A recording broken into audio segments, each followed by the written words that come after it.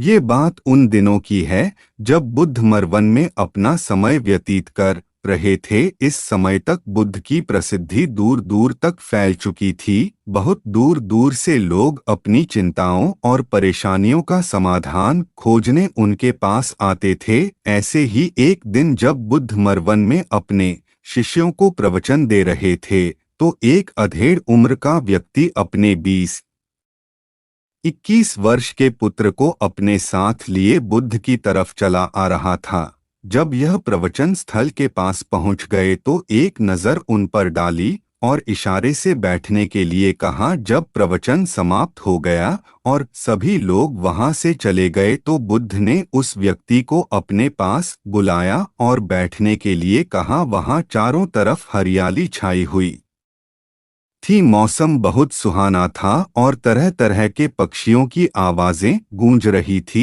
ऐसा नज़ारा देखकर उस व्यक्ति को अंदर से असीम शांति महसूस हो रही थी। इसके बाद बुद्ध ने उस व्यक्ति से आने का कारण पूछा तो इस पर व्यक्ति ने कहा, यह तथागत मैं 2 दिन की लंबी यात्रा करके अपने पुत्र को आपसे मिलवाने लाया हूँ। ये मेरा इकलौता पुत्र है और ये हर समय थका थका रहता है। ऐसा लगता है जैसे इसके अंदर कोई जान ही नहीं है, कोई प्राणी नहीं है। इसका स्वभाव भी काफी चिड़चिड़ा हो गया है। अगर हम इससे कुछ भी कहते हैं तो यह हमारी छोटी छोटी बातों पर गुस्सा हो जाता है। इसके देखने की क्षमता भी उम्र से पहले ही कमजोर हो गई है और इसके बाल भी सफेद पड़ने लगे हैं। इतनी कम उम्र में इतनी बड़ी उम्र का लगना, मुझे तो कुछ समझ नहीं आ रहा कि इसके साथ हो क्या रहा है। तथागत मैं अपने पुत्र के स्वास्थ्य को लेकर बहुत चिंतित हूँ। जब मैं अपने पुत्र को वैद्य जी के पास लेकर गया तो उन्होंने कुछ औषधि दी और कहा अपने पुत्र को तनाव कम लेने के लिए कहो। वो अपने दिमाग में बहुत अधिक तनाव लेता है, इसलिए उसकी ऐसी हालत हो गई है। लेकिन मुझे उनके बहुत समझाने के बाद भी तनाव का मतलब समझ नहीं आया। मुझे नहीं पता कि तनाव होता क्या है, यह किन कारणों से आता है और उसे कैसे अपने पुत्र के दिमाग से निकालूं। लेकिन मुझे सबसे पहले तो ये समझना है कि तनाव होता क्या है। इसीलिए तथागत मैं आपके पास आया हूँ, कृपया आप मेरी समस्या का समाधान कीजिए। यह सुन बुद्ध उसके पुत्र को बड़े ध्यान से देखते हैं, उसके चेहरे को देखते हैं, उसकी आंखों को देखते हैं और फिर उसके हाथों की नब्ज को भी देखते हैं।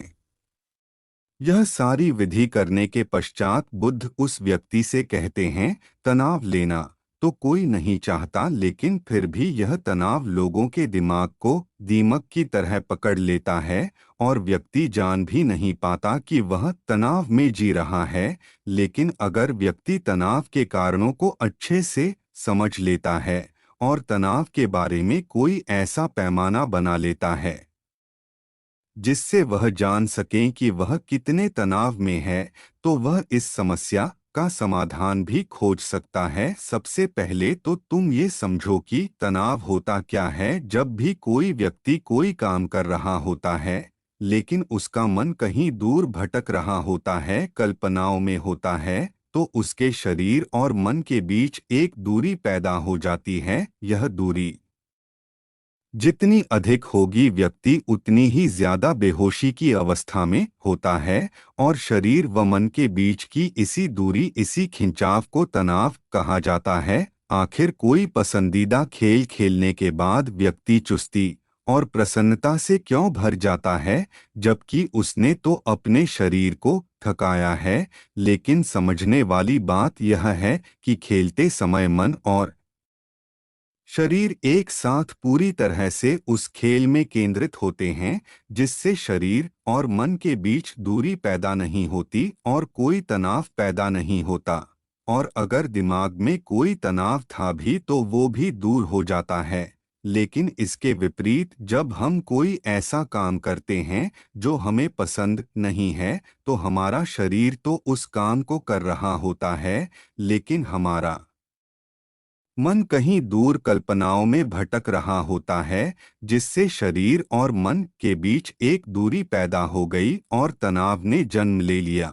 इसीलिए व्यक्ति को एक समय पर सिर्फ एक ही काम करना चाहिए और अपने तन और मन की सारी शक्ति उसी एक काम पर लगा देनी चाहिए, जिससे व्यक्ति के अंदर तनाव पैदा ही ना हो। इसके बाद बुद्ध ने कहा तनाव पैदा होने के मुख्य 8 कारण होते हैं और जिसने